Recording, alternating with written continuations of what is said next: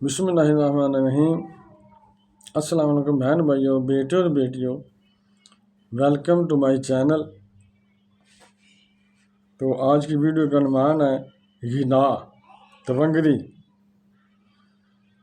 تو آج کی ویڈیو بہت محنت سے آپ کے لیے بنائی ہے۔ تو آپ کو چاہیے، اگر آپ میرے چینل پر نئے ہیں تو پہلے چینل کو سبسکرائب کر دیں اور بیل پر دبا کر آل پر کلک کر دیں تاکہ میری آنے والی اچھی سے اچھی ویڈیوز آپ کو ملتی رہیں۔ چلو دیکھتے ہیں اس ویڈیو میں کہ گناہ کیا ہے۔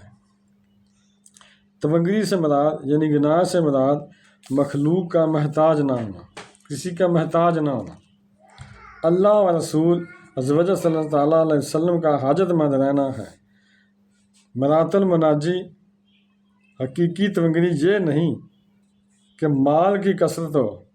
یعنی اصل جو تونگری میری ہے یہ نہیں ہے کہ مال کی کثرت ہو، وافر مقدار میں مال ہو، امیر ہوں، بلکہ حقیقی تونگری تو دل کی تونگری کا نام ہے، یعنی دل کی میری کا نام ہے حقیقی جو میری ہے، یعنی سوال کرنے کو ناپسند کرنا اور جو موجود ہے اسی پر قناعت کرنا، یعنی کسی سے دستے دراز نہ کرنا، ایسے مانگنا نہ، کسی سے محتاج نہ ہونا کہ مجھے دینا میں مر گیا،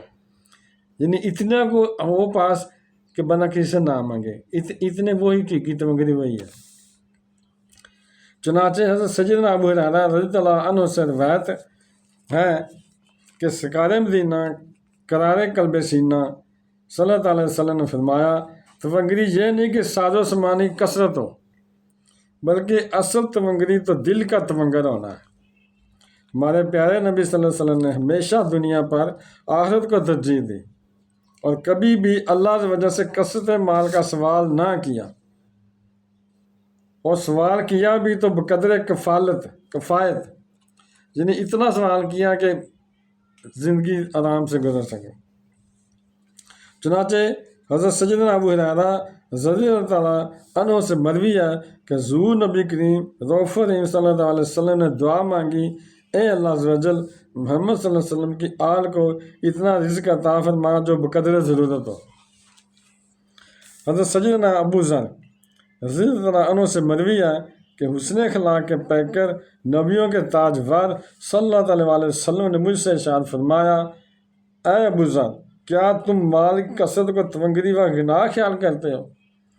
میں نے عرض کی، جی ہاں یا رسول اللہ صلی اللہ علیہ وسلم۔ پھر آپ صلی اللہ علیہ وسلم نے ارشاد فرمایا،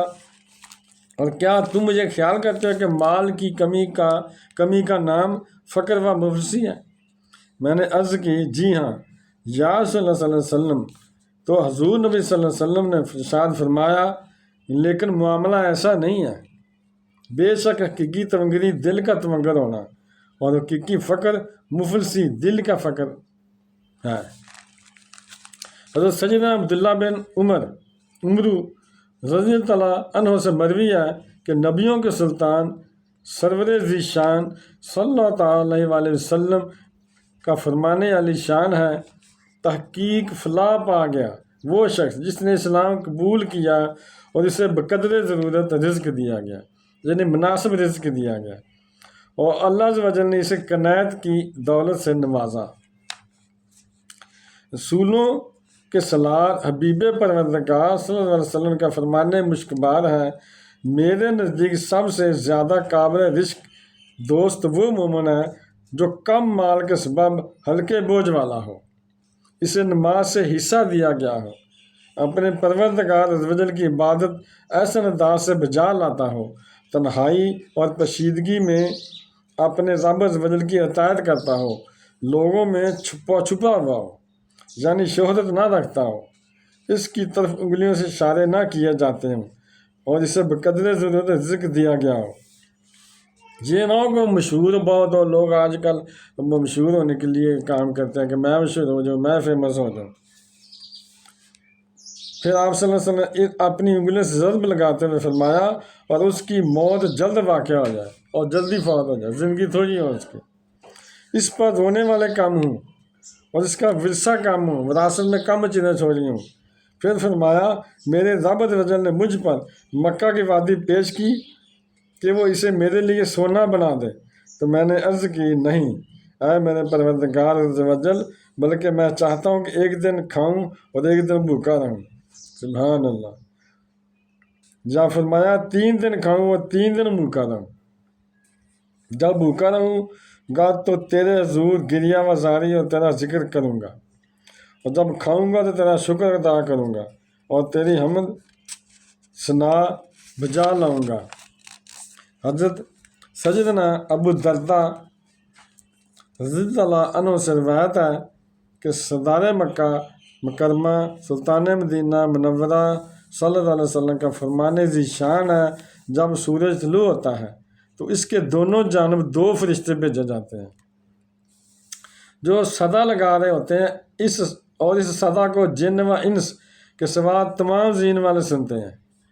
اور وہ فرشتے کہتے ہیں اے لوگوں اپنے رب عز و جل کی بارگاہ میں آ جاؤ، بے شک دنیا کا مال جو تھوڑا ہو اور کفایت کرے وہ بہتر ہے، اس مال سے جو زیادہ ہو غفلت میں ڈال دے۔ حضرت سیدنا معقل بن جسار حضرت عنہ سے مروی ہے کہ سید مبلغین رحمت للعالمین صلی اللہ علیہ وسلم نے ارشاد فرمایا، تمہارا پاک پروردگار عز و جل ارشاد فرماتا ہے، اے ابن آدم تو خود کو میری عبادت کے لیے فارغ کر لے، میں تیرے دل کو غنا سے اور تیرے ہاتھوں کو رزق سے بھر دوں گا، اور اے ابن آدم تو میری عبادت سے دوری اختیار نہ کر، ورنہ میں تیرے دل کو فقر سے بھر دوں گا اور تیرے ہاتھوں کو دنیاوی کاموں میں مصروف کر دوں گا۔ تو بیٹے اور بیٹیوں، بہن بھائیوں، اگر آپ کو میری ویڈیو اچھی لگی ہے اور ابھی تک آپ نے میرے چینل کو سبسکرائب نہیں کیا تو لازمی کر لیں اور بیل کو دبا کر آل پر کلک کر دیں تاکہ میری آنے والی اچھی ویڈیوز آپ کو ملتی رہیں۔ چلو ملتے ہیں نیکسٹ ویڈیو میں۔ السلام علیکم، خدا حافظ۔